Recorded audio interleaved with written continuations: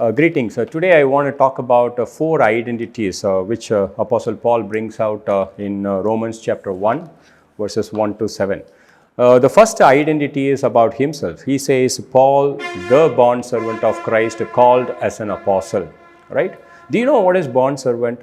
The word doulos. It is not a hired employee who works for 9 to 5. And it is a bond servant is not a freelancer, right? So bond servant is the one who is been bought by a price. He is the purchased slave, right? So Paul's identity is that I am a bond servant. I am the slave who was purchased.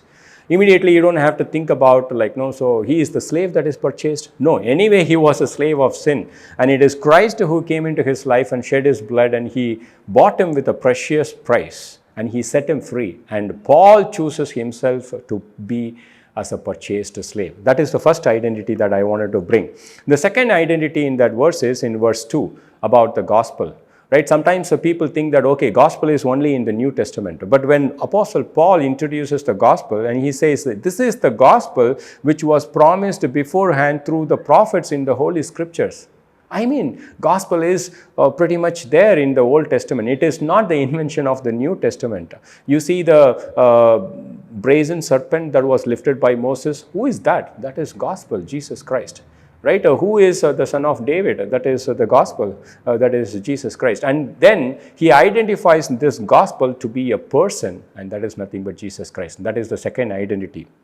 And the third identity that he gives is about Jesus Christ in verses 3 and 4. He is truly man in verse 3, and then in verse 4, he is truly God. Right? When he says truly man, and he is the born of descendant of David according to the flesh. Right? The word flesh you need to understand in the Bible, it is not the body that he is speaking. When he mentions about the flesh, it is talking about the human nature. Like Jesus said, that which is born of the flesh is flesh, and that which is born of the spirit is spirit. You know? Jesus Christ is truly human being. Right? Came through the lineage of David, verse 3. And at the same time, he is not just a human being, he is truly God by the power of resurrection from the dead, and he was declared as the Son of God by the Father. And that is the identity of Jesus Christ, which is the third one. And what is the fourth identity? And that's you and me. Right? In verse 7, the identity for you is you are called as a saint. Right? In verse 6, you are called by Jesus Christ. So you see the four identity: Paul, the bondservant; gospel, the Jesus Christ; and Jesus Christ is truly man and truly God. And finally, you.